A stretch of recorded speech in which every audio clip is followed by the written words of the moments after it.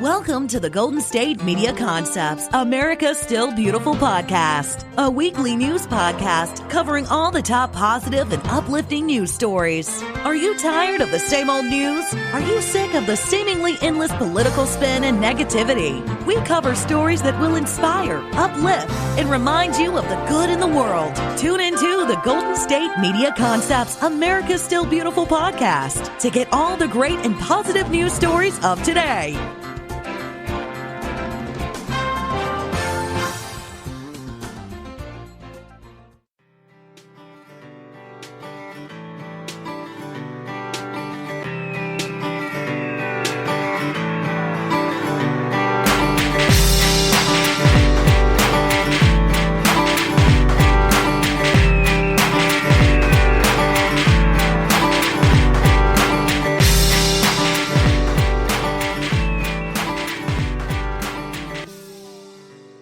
Welcome to GSMC, America Still Beautiful podcast, brought to you by the GSMC Podcast Network. I am your host, Alyssa Joe. Well, I hope you are in a chicken wing food coma, because yesterday was the Super Bowl. And I was reading some crazy statistics of how much chicken wings and things that are actually consumed on Super Bowl Sunday, and it's actually disgusting. It is so gross. It says that roughly 28 million pounds of chips, 1.25 billion chicken wings, and 8 million pounds of guacamole are consumed during Super Bowl Sunday. So, I do hope that you contributed to those crazy numbers, because it's always fun, right? And then we have to suffer for it today, on Monday, when we all have to go back to work or school or whatever you're doing, and you're extremely full. But I say all this because I have two stories that do involve the Super Bowl. I'm going to start with the one about Shaq. So Shaq, as we know, is a longtime friend and colleague of Kobe Bryant, who recently passed away. So every single year he throws this annual Super Bowl party in Florida. It is a huge event. There is carnival rides, musical performers. This year it was Pitbull and Diddy. There's a variety of games, carnival rides, like I said, circus performances. And then, of course, they stream the Super Bowl. So every single year he does this. And since Kobe's passing, he was really going back and forth if he should have the party, because, of course, he's been having a hard time dealing with his passing. And he just, didn't know, if he could do it or if he should do it. But he did decide to do this party yesterday. And he actually decided to donate all the proceeds that are generated from this event between the Kobe and Vanessa Bryant Family Foundation and then the families of the helicopter crash victims. It is a huge event. There's so many different things going on at this event. Pitbull and Diddy were performing. They had all these different games, like I said. It's a huge thing. But he was contemplating a lot, just, since he was reeling the death of Kobe, since he played alongside him on the Los Angeles Lakers for 3 of his NBA titles. So we went back and forth, but after deciding, he decided to, donate everything and kind of throw this party in Kobe's honor. So I think that was pretty cool. It's cool to see them, still do that, go on with their lives and honor Kobe in every way that they can. And so this is a huge party. It definitely generated a lot of revenue. And so that goes all to Kobe and Vanessa Bryant Family Foundation.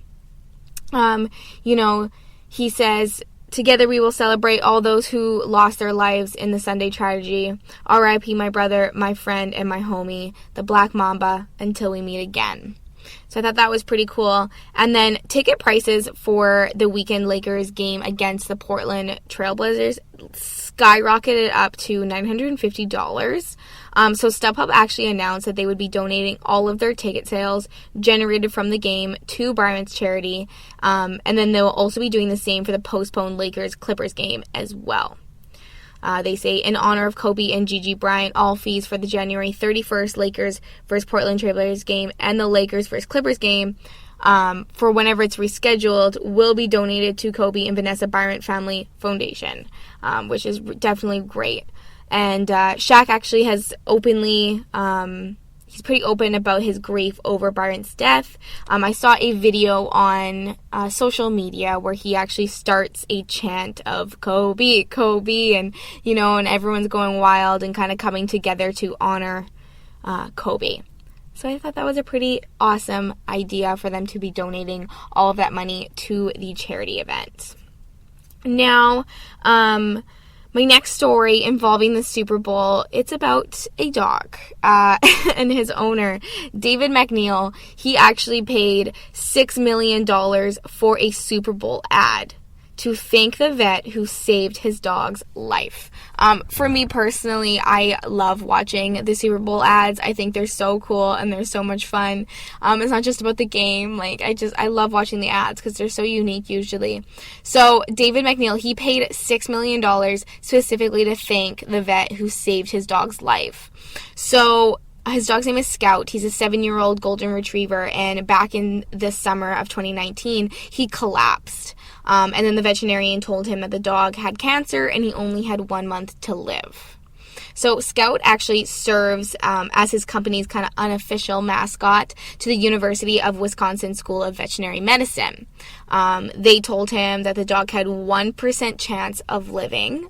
And doctors at the school treated Scout with really aggressive chemotherapy and radiation, but they actually were able to save Scout. So David wanted to honor the vet, and he took out an ad. It was a 30-second spot, and it was called Lucky Dog. I'm not sure if you've seen it, if you did see it over the weekend. But basically, this commercial kind of encourages people to donate to the veterinary school's research.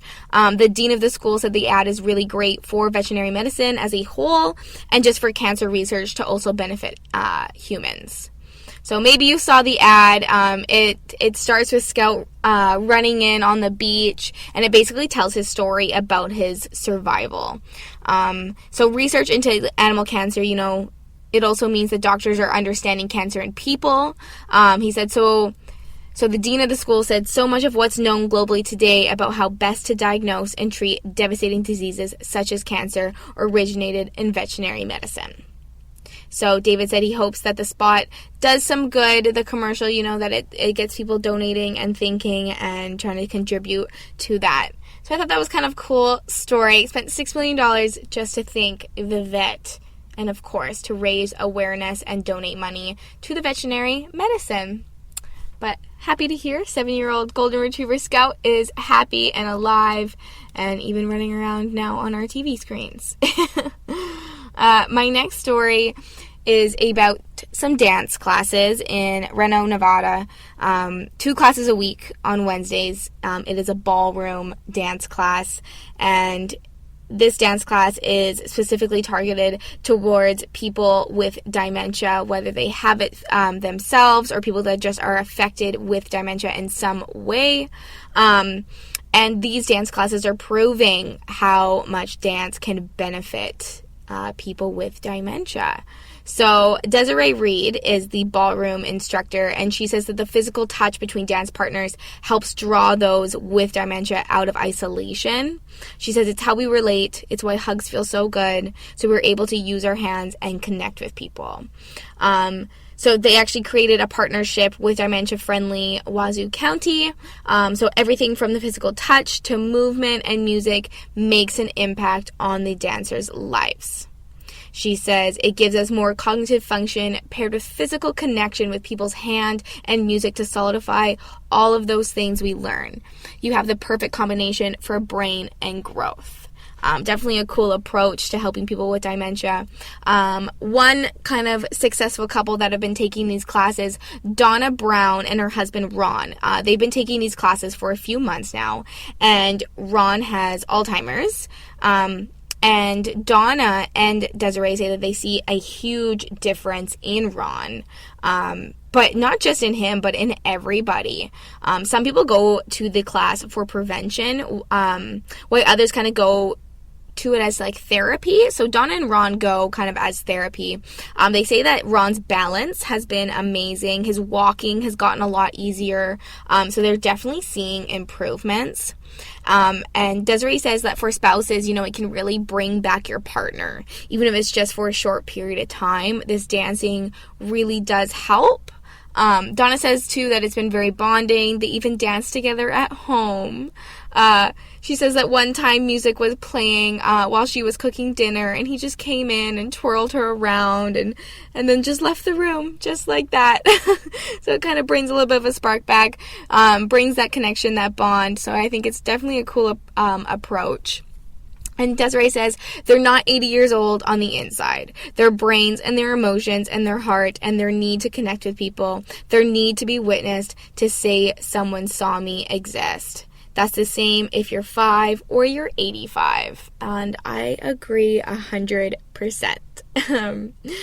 It is time, though, for a little bit of a break, but don't go anywhere. When we get back, I have some more amazing stories, actually about some more donations. People have gone above and beyond to help people in need, and it definitely makes you feel good. So stay tuned.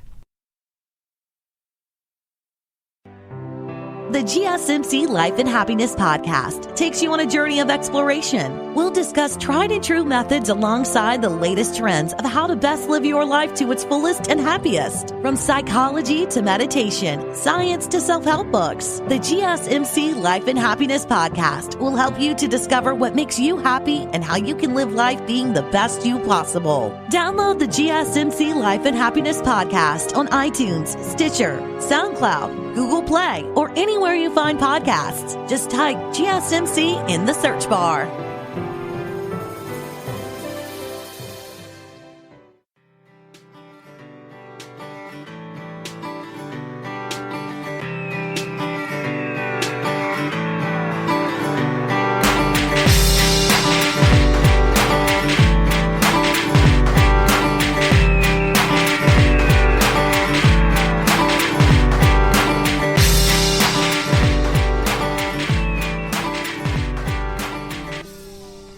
Welcome back to GSMC America's Still Beautiful podcast. As promised, I do have some stories about donations. One in particular, an Arizona couple first donated $1 million to help foster children. And then 1 year later, they've gone above and beyond and done so much more. So let me give you this story here. Randy Hansen, he gave $1 million away to 3 strangers. His wife, Leslie, was a little concerned at first. He's like, what are you, she's like, what are you doing? But he gave it away to 3 foster moms, Anika Robinson, Susan Woodruff, and Angela Teachout. Because they have changed the lives, laws, and rallied foster parents across Arizona and the Arizona child welfare system. They've held them accountable. And Randy likes imagining how many more children they could help, with $1 million. So he first considered donating to the trio of moms, their work that they've been doing back in September of 2018. He was sitting with his wife, Leslie, reading the newspaper like they did every morning. That was their morning routine. And he saw a story in the Arizona Republic about Annika's life as a foster mom and her work with Susan and Angela to change state laws and open a community center.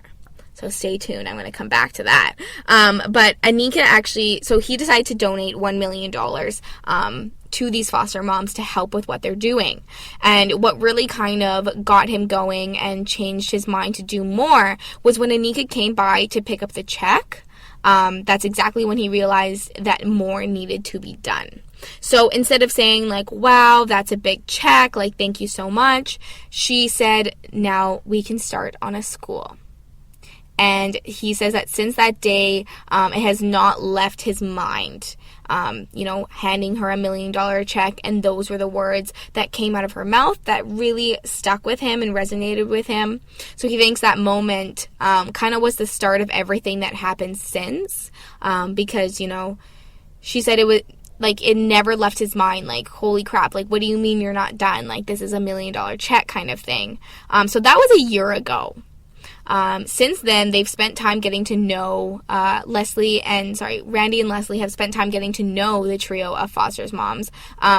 They spent some time volunteering together, and Randy actually even flew the trio to Utah to meet his mother, because his mother actually spent a lot of her life helping children in need. So they kind of all met and hung out and everything. So the $1 million donation from Randy and Leslie paid the mortgage for Jacob's Mission Community Center. They were able to have this community center and pay it in full. So they bought this to support children in foster care and to help foster and kinship families. But even with opening this community center with the mortgage paid in full, they still had to raise more money. They worked on everything from like online fundraisers to banquets to tax donations and auction. Basically, like anything that they could do to try to raise money, they did it. But they said, the hardest part wasn't, the long days and nights, renovating the place, fundraising, planning, zoning things, all of that kind of work. They said that was not the hardest part. The hardest part was actually keeping their promise to offer services for children in foster care and foster families, even though, the Jacob Missions Community Center wasn't fully open yet, and they had to keep this kind of, they had to keep their promise in helping them. But in 2019, they actually served 1,365 foster children and 1,214 families. So they've definitely done a lot to help out. They did keep their promise with hundreds of volunteers. They even made t-shirts that said, "We are the village." They're super cute. And then with Randy and Leslie's donation, and some other donations of all sizes, they were actually on track to open up the center by the January target date. But of course, Randy had another idea that he wanted to do, and he wanted to build the school for the foster children in a big dirt lot behind the community center that would open shortly after. This was going to take some convincing from his brother because he needed some more donation from his brother. He needed the help of Annika's daughter and some long talks with his wife, Leslie. But finally, one day it all came together at Jacob's Mission. So it was just 2 days before Christmas, and that's almost a year since Randy handed Annika the $1 million check. So Randy and Leslie are meeting Annika, Susan, and Angela at Jacob's Mission. A snowman and little red churches with white steeples are set on the entryway table, and the families are talking about their holiday plans. And then that's when Randy holds up a big check, the big kind of check you see lottery winners clutching onto when they hit the jackpot. He has this huge smile on his face. His arms are stretched out wide, holding carefully to each end, just so excited. And then in thick black ink, the check says Hansen family, and then had $2 million written beside it.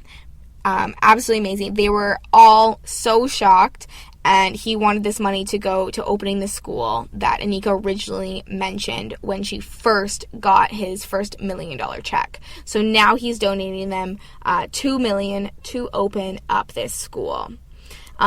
And then rewind to the beginning where I said that, they were working on changing the laws and, really making a difference. Well, that's exactly what they did. The legislative changes became known as Jacob's Law.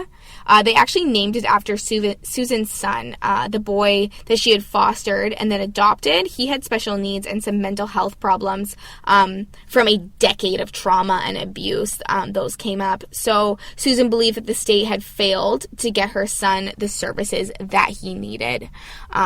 So the law basically sped up state-paid behavioral health screenings for foster children and put deadlines on therapy and medical appointments and services. It also required that the state provide foster parents with packets at the time of the placement that includes the child's health history and rights, as well as reasons for their removal from their foster homes, their past foster homes, and mandated resources for foster parents and children. So they've come with a community center. They've created a community center. They built a school, and they've changed some laws that are definitely going to change people's lives. I just thought that was such a cool, unique story, going above and beyond and helping wherever they can. Now, my next story, you may have heard some stories kind of revolving around this in past episodes. I've talked a lot about people helping to eliminate school lunch debt. School lunch debt has kind of been apparent in a lot of school different districts from all ages where parents are not able to pay the lunch debt. I've mentioned it in a few different episodes of, people kind of going above and beyond. Well, I have another really amazing story about a 5-year-old. She's a kindergarten. Her name is Kiki Hardy. She's from Vista, California. And when she heard that how parents were struggling to pay for, their kids' lunch debt, she decided to take action. She opened up a cocoa and cookie stand to help the parents that couldn't pay for the lunch debt. She kind of did a series of different fundraisers, and donations just started to pour in. Her classmates, her teachers, everyone was just amazed with the amount of donations and everything that poured in. Her donation goal was to raise around $600 in order to eliminate her school's lunch debt. So everyone at her school just completely eliminate it. But they call it Kiki's Kindness Project. And it didn't just pay off the elementary school's debt, but the entire district's. She raised more than $7,000, and that was able to pay off the entire school district's lunch debt. Just from this little 5-year-old making her cocoa and cookie stand, and then, of course, all the donations coming flooding in. This actually also inspired her peers. I love it. It's like a rippling effect of kindness. The 5th grader, Dawson Spies, said he's now inspired to plant trees. Rachel Chavez wants to feed the homeless. Rachel said that when she told her family about Kiki's Kindness Project, it made her grandma cry. And now all these kids are getting inspired to go out and help people in need. And at such a young age, starting such a huge ripple effect, it is so cool to see and hear about. So then there's another story about kids going above and beyond and eliminating more school lunch debt. That is all the stories that I have for you right now. It is time for another break, but don't go anywhere. My next story is actually about Ellen DeGeneres. She does something amazing. So stay tuned. Tired of searching the vast jungle of podcasts? Now listen close and hear this out. There's a podcast network that covers just about everything that you've been searching. The Golden State Media Concepts Podcast Network is here. Nothing less than a podcast bliss with endless hours of podcast coverage. From news, sports, music, fashion, cooking, entertainment, fantasy, football, and so much more. So stop lurking around and go straight out to the Golden State Media Concepts Podcast Network. Guaranteed to fill that podcast itch. Whatever it may be, visit us at www.gsmcpodcast.com. Follow us on Facebook and Twitter, and download us on iTunes, SoundCloud, and Google Play.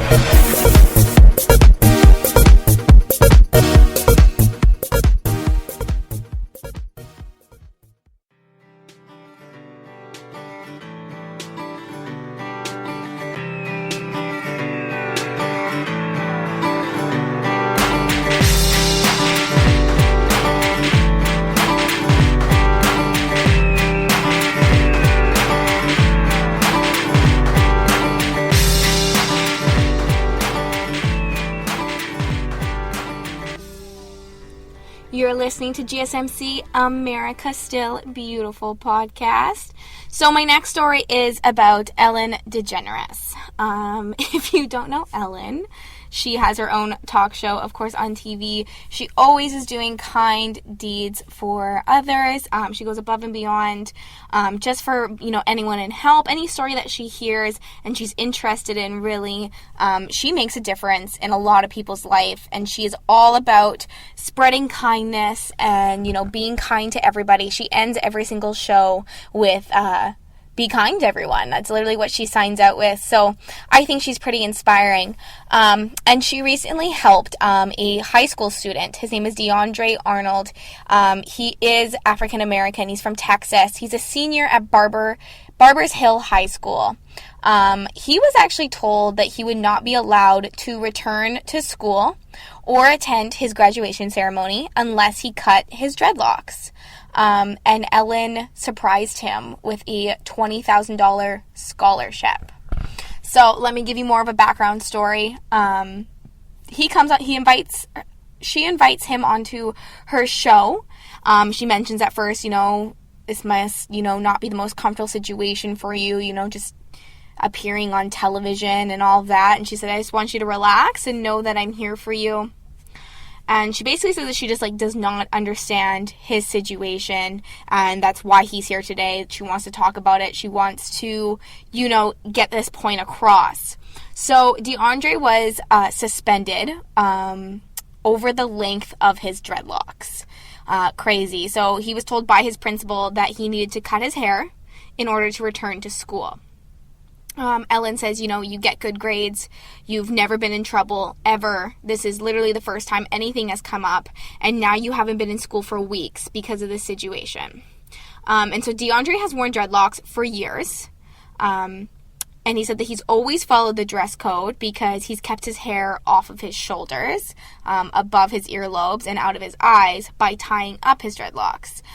He told Ellen that, he was informed with this, that he was in violation of the dress code just after Christmas break. And he says that every single day he goes to school in dress code, he puts his dreadlocks up. But if his dreadlocks were down, then it would be out of dress code. So she asked an obvious question. Well, are there girls in your school with long hair? And he replied with, yes, of course, there are plenty of girls that have long hair, so why can't I? And she was like, this is exactly the point that she wants to make, is why do the girls get to have long hair, past their shoulders, on their shoulders, past their earlobes, but males cannot do that. And she says, I just personally think you should be able to wear your hair however you want, especially if there's girls with long hair. What's the difference if girls have long hair and if guys have long hair? So then she follows and asked him, why are the dreadlocks so important to you? And his response is pretty great. He says, it's really important to me because my dad is from Trinidad. So his dreadlocks are part of his culture and his heritage. And he says, and I really just wish the school would be kind and open to other cultures and just at least try to tell you some things and teach you and not just to shut you out.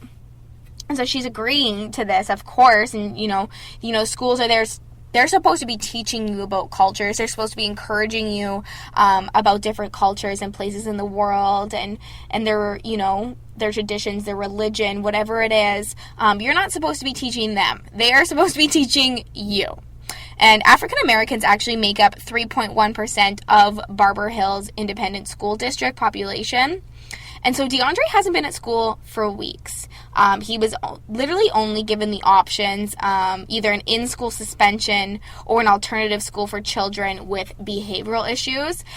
Many people, Ellen's people, other press and stuff have reached out to Barber Hill's independent school district, and just Barber Hill's high school have not responded to multiple requests for a comment on this situation. And then Ellen literally looks inside the camera and she urges the officials to do the right thing. She says, I'm begging you, this kid is a good kid. He deserves to graduate, to walk with all the other kids. He's a good guy. I just am urging you to do the right thing, please. And then she does what Ellen does best, and she invited a celebrity. She invited Alicia Keys out on stage to award DeAndre, because he is planning to become a veterinarian. So she actually gives him a $20,000 scholarship for college. And she says, I want to tell you that I couldn't believe the story when I heard it. And I'm super proud of you for standing up for what you know is right. And I know that this school needs to do the right thing. So So it's pretty cool. Ellen recognized this story, and she just wanted to make a point. If a girl can have the long hair in the school, why can't him? And it's definitely cool to see a senior in high school standing up for himself for what he believes is right. So leave it to Ellen to spread kindness wherever she goes. Now, my next story, I personally am a hopeless romantic. I love proposals. I love all that romance stuff. It just, it makes me happy. Seeing other people and all their crazy proposals and stuff on social media. I find it so entertaining. And I stumbled across this story, and it definitely put a smile on my face. I think it is one of the coolest proposals ever. So Lee Loescher, he's a filmmaker, and he made his proposal extra special. So he proposed to his longtime girlfriend, Shushi David, and he did this by reanimating the ending of her favorite film. Yes, you heard that correctly. He literally reanimated Walt Disney's Sleeping Beauty so that he could propose to her. So it took him 6 months of work to animate the scene and arrange for the movie screening to take place. He started by contacting the Corner Theater in their hometown of Brookline, Massachusetts, and asking if they could host a fake film screening for the proposal, and the theater was more than happy to accept that. And then he actually made a Reddit asking 20 strangers to attend a free screening of Sleeping Beauty so that their closest friends and family could hide in the back of the theater and watch the whole thing unfold without being noticed. So he knew asking her to this screening would kind of, invite some suspicion and make her a little bit suspicious to be seeing Sleeping Beauty in the theater, right? So what he actually did was forward a fake email announcement about the movie screening to her email through her mother. And then a few days later, her mother casually told her that she had bought tickets for the family to attend the screening. And then, of course, luckily for Lee, she invited him to his own proposal. Of course, she didn't know. So the whole movie played itself like it normally would.